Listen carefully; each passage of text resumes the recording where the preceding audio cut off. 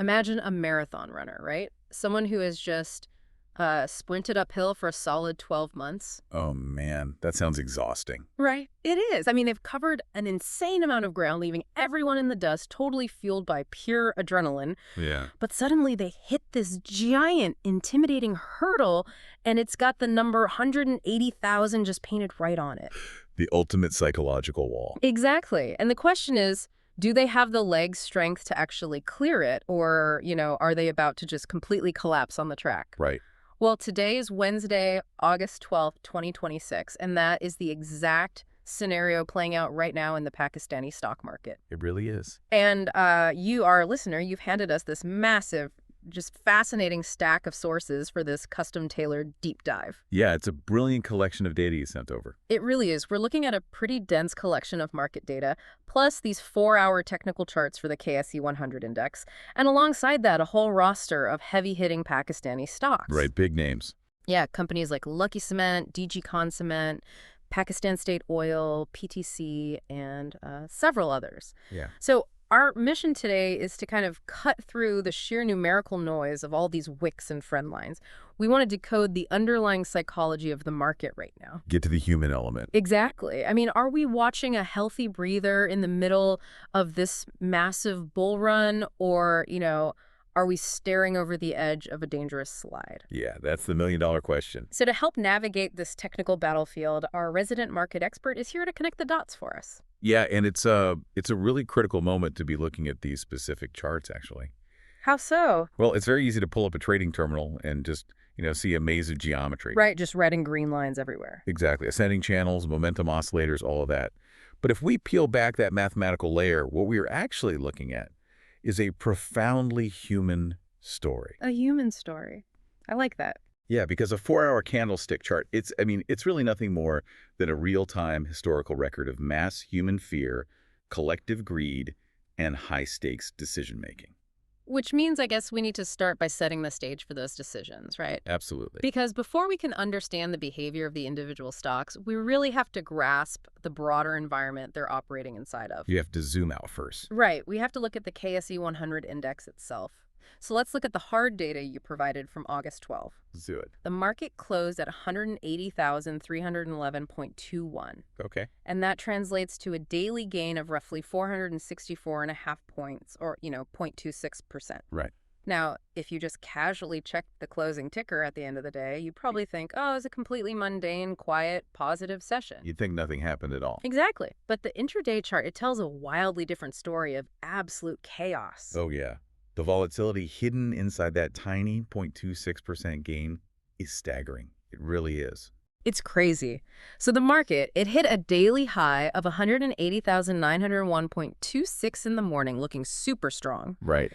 But then right around 1:00 p.m., the floor completely fell out. Just dropped. Yeah. The index plummeted, shedding almost 1,000 points in a blink to hit a low of 179,920. Wow.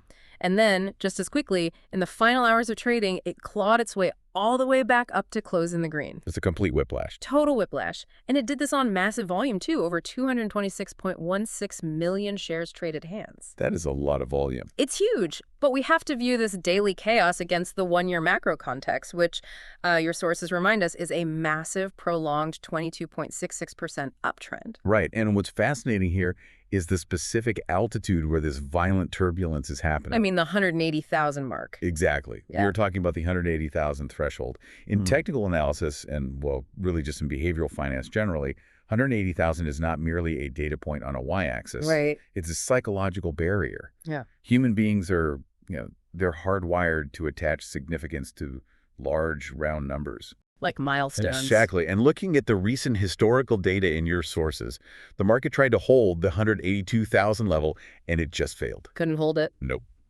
And earlier in the month, it made a run at 184,000 and faced this harsh, really aggressive rejection. So it's getting pushed back. Yeah, having been swatted down from those higher peaks, the market is now retreating. It's desperately seeking a firm base where, institutional buyers actually feel safe deploying capital again. And right now, that line in the sand is 180,000. Right now, yes. Okay, let's unpack this, because that 1:00 p.m. drop, that's the piece of data that really demands an explanation here. It's the key to the whole day. Yeah. I mean, the index falls out of the sky, but the bleeding stops the absolute second it touches 179,920. Almost to the decimal. Right. It barely pierced that 180,000 floor before ricocheting back up. Mechanically speaking, was that afternoon plunge basically a triggered flash sale? Like a coordinated event. Yeah, like were buyers just sitting on the sidelines in cash, refusing to buy at 180,500, and literally just waiting for the price to dip a fraction of a percent below that round number to trigger all their limit orders? Well, that is the exact plumbing of the market at work. Really? Yeah, I mean, think about the psychology of a market that has run up almost 23% in a single year. Right. The 22.66% uptrend. Exactly. A vast amount of capital feels like it completely missed the boat. Portfolio managers are dealing with intense FOMO, fear of missing out, Sure. but at the same time, they are terrified of buying the absolute top. So what do? They mentally peg a discount level, Ah, I see. and they program their trading algorithms to execute these massive block buys if the index ever breaches 180,000 to the downside. So they're just lying in wait. Exactly. So when the market dipped to 179,920 at lunchtime, it tripped those automated wires. A concentrated wall of liquidity was just waiting right there in the dark. Wow. And that sudden influx of buy orders absorbed all the selling pressure instantly, arresting the fall and engineering that afternoon recovery. So if that 179,920 bounce was largely an automated reflex action from the market's plumbing, we have to look deeper to see if the market actually has the organic stamina to sustain this altitude. We do. We need to look at the momentum. Right, which requires moving past just the raw price action and looking at the underlying momentum on the 4-hour charts you provided. Yes, the candlesticks tell the story here. They really do. The sources highlight that the recent KSE-100 candles feature very small bodies, but incredibly long lower wicks. Which is very telling. Yeah, we aren't seeing massive, decisive green candles pushing into new territory at all. No, we're not. The small real bodies on a 4-hour time frame, that's a classic symptom of institutional indecision, or a stalemate, really. A stalemate. Yeah, the opening and closing prices of those 4-hour windows are tightly clustered because the heavy-hitting market participants are entirely hesitant to initiate a new leg up. Because they're scared at the top. Right, they aren't buying aggressively. Yeah. But those long lower wicks, those intraday price drops that get immediately bought back up, they demonstrate that they are equally unwilling to let the market structure collapse. Yeah, so they're defending the line. Exactly. They're defending the territory, even if they aren't advancing the front line. Which creates a really fascinating divergence when we look at the momentum indicators. Yes, the oscillators. Yeah, your sources specifically pull out the stochastic RSI using the 14.33 setting on that 4-hour time frame. Very solid metric. And it is currently pointing downward at 34.05, and it's just accelerating right toward that oversold boundary. Right. And by using that 14-period look-back window, smoothed out by those dual 3-period moving averages, the noise of that 1:00 p.m. flash crash is completely filtered out. Exactly. It gives you a cleaner signal. Yeah, it gives us a much truer picture of the underlying momentum, and that true momentum is undeniably bleeding out. It is. And this requires us to carefully distinguish between a structural reversal and a healthy consolidation. Okay, what's the difference there? Well, a reversal implies that the massive one-year bull run is fatally wounded and capital is just fleeing. Right. Game over. Yeah. But consolidation implies the market is simply digesting its monumental gains. Just taking a breath. Exactly. The stochastic RSI sliding toward that sub-20 oversold territory, that confirms persistent, heavy selling pressure. But paradoxically, in a macro uptrend, an indicator approaching oversold extremes often signals that the selling is running out of steam. Oh, really? Yeah, the supply of eager sellers is being exhausted. It flushes out the weak leveraged positions, and that actually paves the way for a high probability technical bounce. I keep visualizing this through the lens of a runner's heart rate monitor, honestly. The marathon runner from earlier. Yeah, exactly. The stock market sprinted a marathon for the last 12 months. Right now, it is just jogging in place at 180,000 to catch its breath. Right. The stochastic RSI dropping to 34, that's like checking the biometric data and seeing all the lactic acid building up, seeing the cardiovascular fatigue. That's a great analogy. Thanks. But those long lower wicks on the price chart, they prove the actual leg muscles are still incredibly strong. Every time the runner stumbles, they catch their balance instantly. Yeah, the fatigue is real, but the stride hasn't broken. Exactly. But, an index is just an aggregate number. If we really want to see where those metaphorical leg muscles are actually doing the heavy lifting to keep the market upright, we have to pivot to the specific sector charts in your stack. Let's do that. Because if the broader market is jogging in place, grappling with this exhaustion, the internal components of that market are having vastly different experiences. Very different. We see this brilliantly illustrated in the charts for the cement sector. They seem to be operating as the concrete foundation holding this entire market up. Pun intended. Maybe.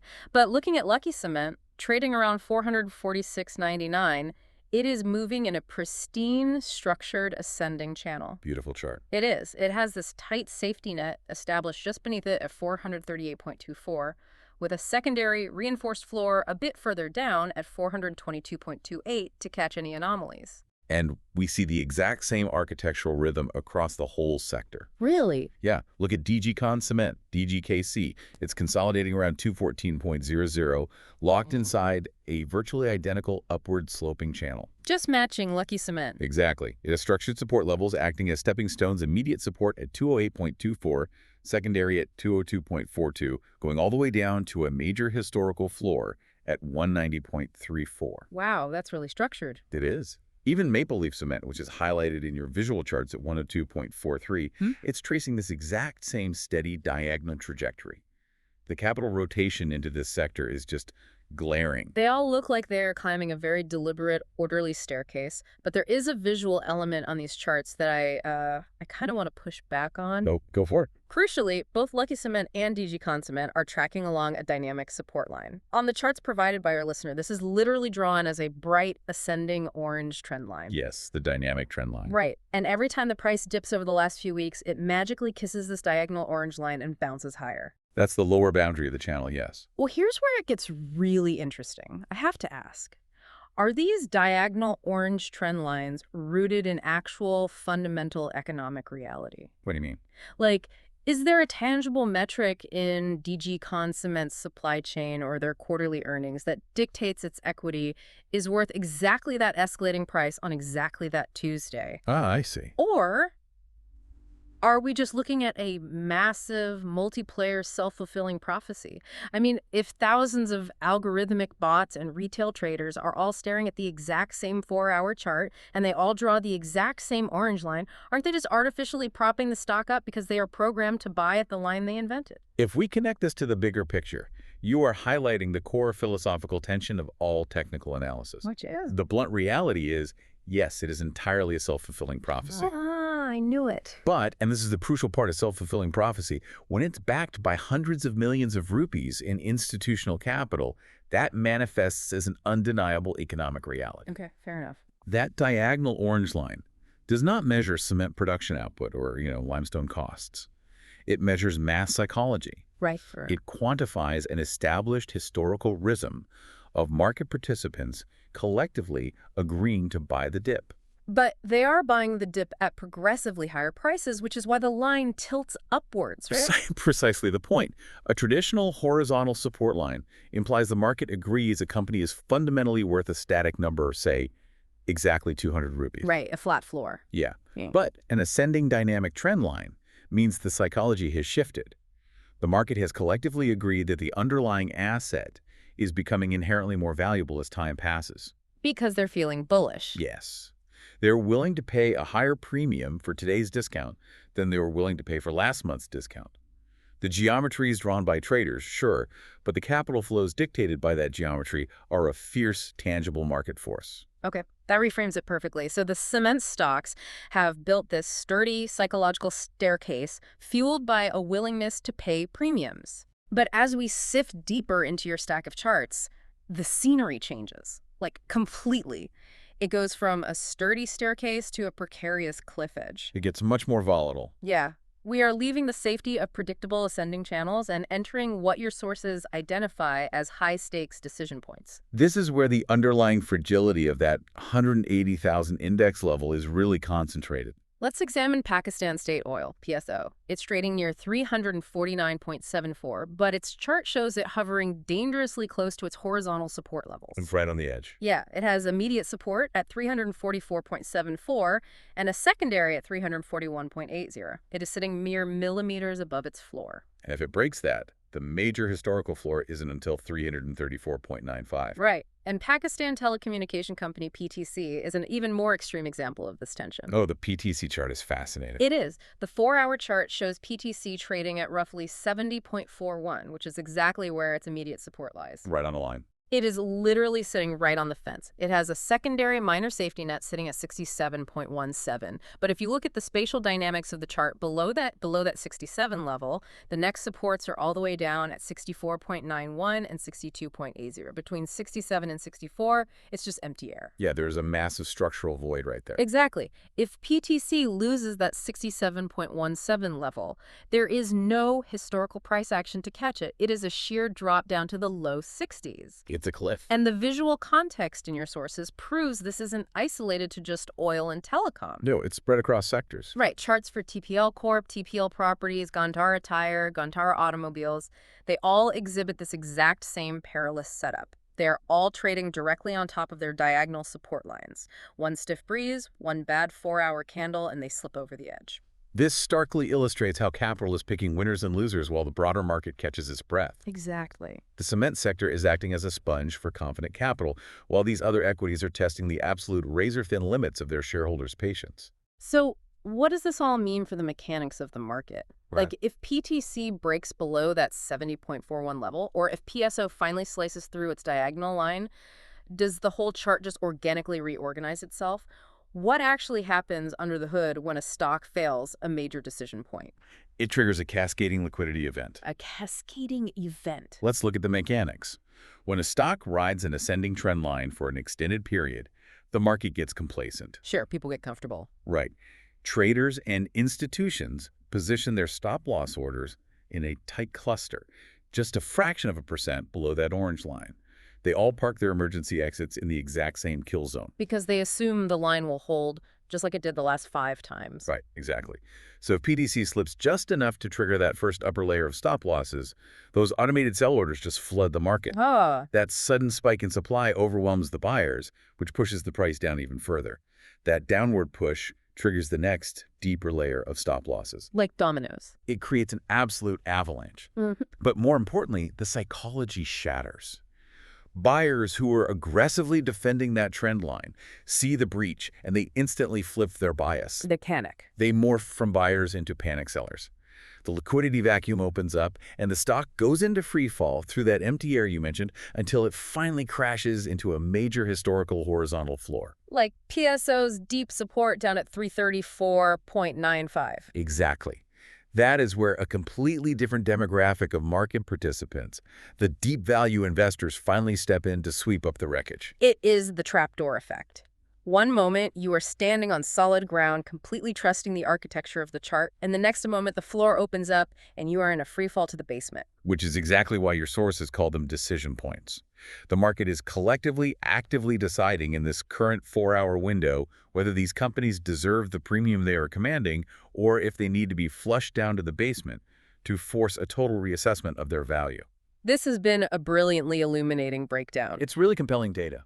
It is. So let's pull all of these fragmented pieces of data together and summarize the core narrative of your sources. Sounds good. Taking the 30,000-foot view, the KSE-100 remains dominant, boasting a massive 22.66% year-over-year expansion. But today, the momentum is heavily fatigued. Very fatigued. The market is fighting a brutal psychological war at the 180,000 threshold.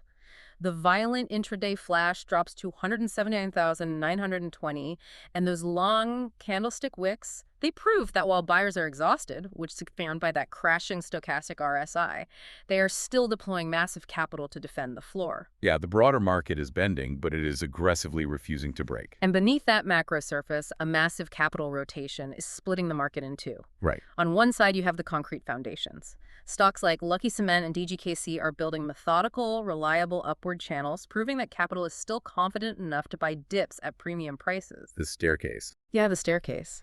But on the other side, you have sectors walking the knife's edge. PSO, PTC, and others are hovering right above the trapdoors, testing the absolute limits of their structural support, totally vulnerable to cascading stop-loss events. It's a market holding its breath, basically waiting for a catalyst. And for you, the listener, you can now walk into your next strategy meeting or trading session armed with an incredibly powerful perspective. Absolutely. You aren't just reacting to red and green numbers on a screen anymore. You understand the why behind the geometry. You know that the lunchtime bounce was a psychological tripwire engineered by FOMO. Yeah.